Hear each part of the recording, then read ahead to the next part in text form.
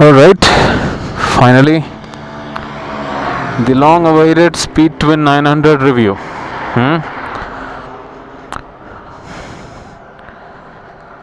Let's see. Right, honestly, this is the first time I'm going to be riding this bike.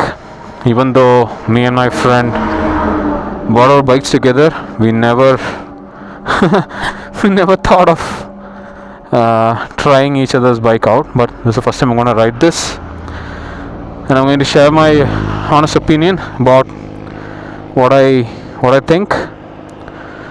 So a little walk around before we start. At first glance, definitely Speed Twin 900 is longer and little shorter than the Speed Twin 1200 for sure. Even though the tank looks a little longer, the 1200 has more capacity than 900. Alright, you know what, I'm gonna not talk about too much of specs. All of these things are available on the internet very easily. I'm just gonna share my perspective, my views about what I think about the Speed Twin 900, particularly compared to my 1200. Alright, let's get started. Alright, first feeling, the moment I sat down, it's much lower. I can actually, knees are actually bent if you see. More comfortable, the seats are more cushiony, more comfortable for sure. Alright, need to go the other way. Let's see, it goes.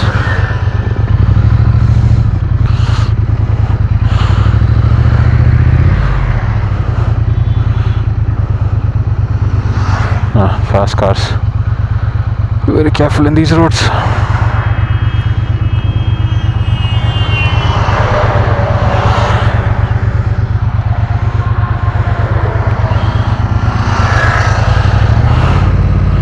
Oh no.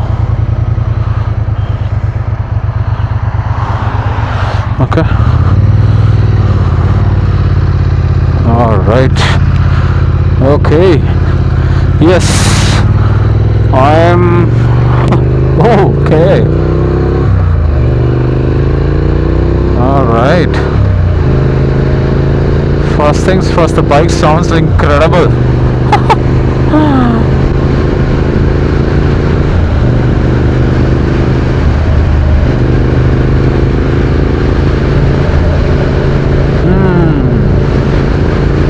Oh yeah.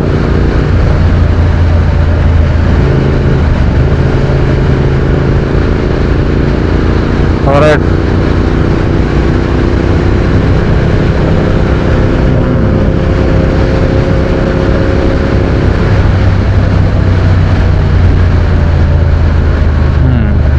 Alright, cool. So, okay, what are my thoughts? First thing, the seat is definitely more comfortable, and my legs are more bent than the Speed Twin 1200. I'm about 5'9", with the shoes probably 5'10" maybe. So my legs are actually bent. As you can see, my legs are actually bent. It's not straight. I have a lot of footing on the ground.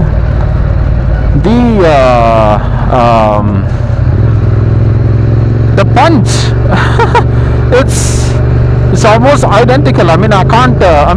If you compare to the road mode of Speed Twin 1200 to the Speed Twin 900, it's pretty much the same. I don't think there is any like. Yeah, it's almost the same.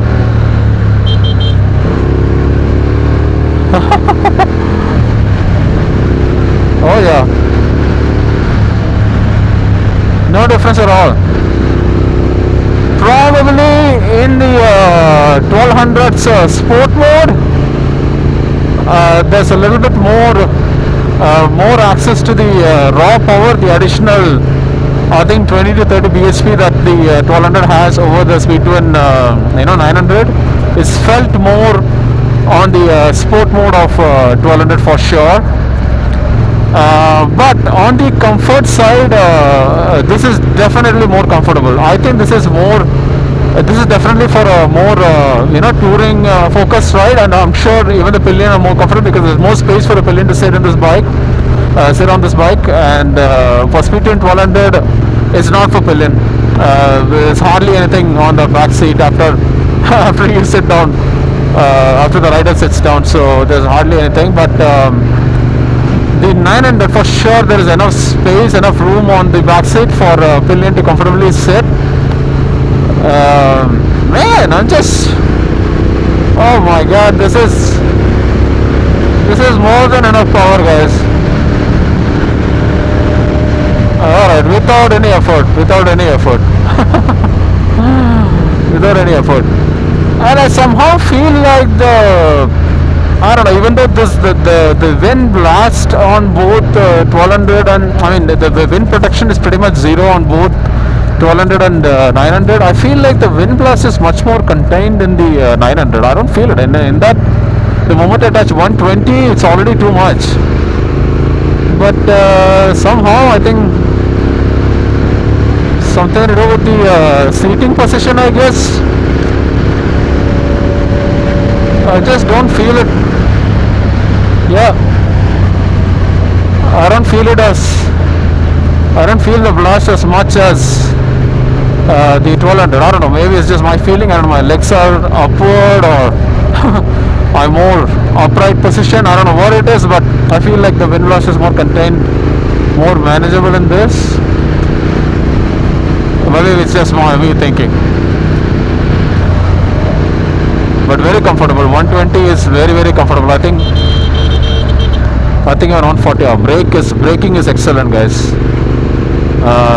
It's not a twin disc like the 1200, but I think from what I've used so far, I think it's excellent. Oh, nice, great punch. Very good bite. Very confidence inspiring. Even this bike uses the Brembo's original brake pads, so no complaints there. Alright, let me give it another go. Wow. Yep, no doubt. Easily. No vibration at all. I'm sure on 4th gear. Alright, cool. So okay, cool. So I can just go ahead and tell you guys my verdict and who this bike is for. Compared to the Speedtune, I'll just talk about the Speedtune 900. So you want a tour, you like long rides, you want all the power you need, all the power you're going to use, and you want comfort, and you should be able to, maybe you want to carry your pillion and probably some luggage too on the back. There's a tail accessory in this where you can carry a top box or whatever, but this bike will fit there, right? But having said that, if you have this budget, I think this bike on road is approximately 12 lakhs. If you have that budget, my recommendation is still to go for an ADV. You have your NX500, Transalp, Honda Transalp, ADVs. If you want to do anything long, right? I think definitely. I know. I said the wind blast is not as much as the 1200, but still, it's a significant amount of wind blast. I have driven the Transalp, and you feel nothing. The ADV bikes are meant for long drives. The ADV road bikes, you don't feel anything. You can easily cruise 120, 140 and not feel a thing and drive for hours.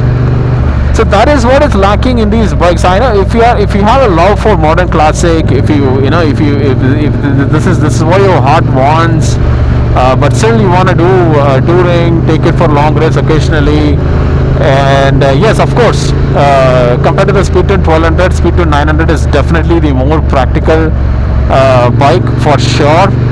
But if you're not if you're not like completely into, you know what, I only want British Classic, then I would definitely recommend look at the Honda Transat or other bikes for long journey.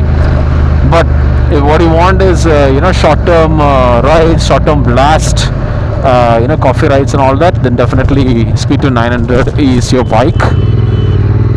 So now you guys must be wondering, what the hell? Doesn't this guy have a 1200? Yes, of course I have 1200, but it's not without its flaws. It has its problems. There you go. There's my 1200. It's not exactly the perfect bike. It is a rocket. A 1200 is an excellent bike, no doubt about it. But it's not meant for long drives, man. It's not meant for long drives. You can't sit in that for a long time. Wind blast is like really, really horrible. The back suspensions needs a change. The stock ones, it's not the worst, but definitely can be better.